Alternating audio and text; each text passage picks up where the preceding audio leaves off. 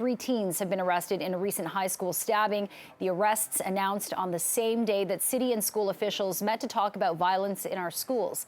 CP24's Beatrice Vaisman joins us live from Birchmount Collegiate Institute with more on this disturbing trend and what officials and counselors are prepared to do about it. Well, they've got to take a coordinated approach, Jen, and that's what yesterday's discussions did, open that door to a coordinated effort to address youth violence, specifically in our schools. Joining me now to talk more about this, I've got Rachel Chernos-Lynn. She's the chair of the Toronto District School Board. Rachel, good morning. Thanks so much for making time for us. As you well know, as the chair, as a mother, these schools need to be safe havens for our kids. So what was your assessment of this first discussion that happened yesterday with the board, city officials, and police? Well, it was really, I think, a very positive meeting, a very collaborative meeting, which is exactly what we are looking for. It's something we've been asking for, and we are looking for collaboration with our community partners, with Toronto Police, with the City of Toronto as a big one, and also with the provincial government and the federal government. So this beginning of these talks and the actions that are coming out of them and the continuation of those talks to help us move forward are exactly, I think, the track we need to be on. The TDSB quite clear, we cannot do this alone. So when you look for collaboration and support, Rachel, what does that look like? What exactly are you asking for?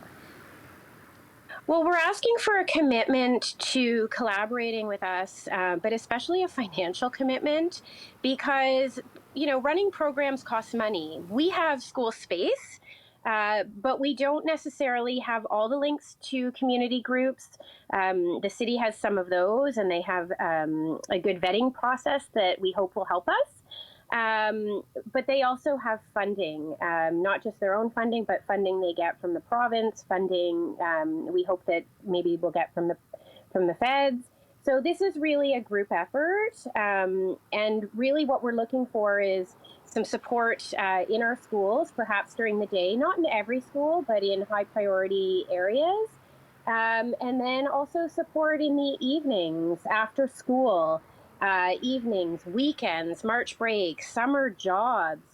Jobs are a big piece of this for students to feel engaged and to have a productive experience for the future.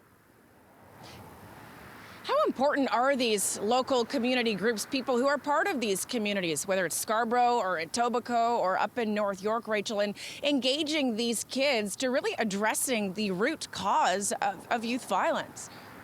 Well, that's a really big part of it because we know that when kids feel safe and included in their communities and in their schools, that's when they feel good about learning, they feel engaged in school. And we know that we know that representation matters, and we know that they need trusted adults that they can turn to. And so that's where community and working with community groups plays a really integral part of this moving forward. What are the commitments that the Toronto District School Board has made moving forward? I know you've said that in high schools they're going to get some extra supports in every high school across the city. Well, we're looking to create an active student engagement safety team in every high school. We want to formalize a network of existing experts and organizations to work directly to reduce the risk factors that kids have, and to, really work targetedly at youth disengagement and violence through the creation of an expert reference group. So there's a bunch of different things that we are looking for and committing to, but we're also really happy to see the city committing to helping us fund the community work that we need to have during the day and after school and et cetera that I've talked about. Yeah, it's clear something needs to be done. Rachel Chernos-Lynn, the chair of the Toronto District School Board, thanks so much for your time this morning. Appreciate it.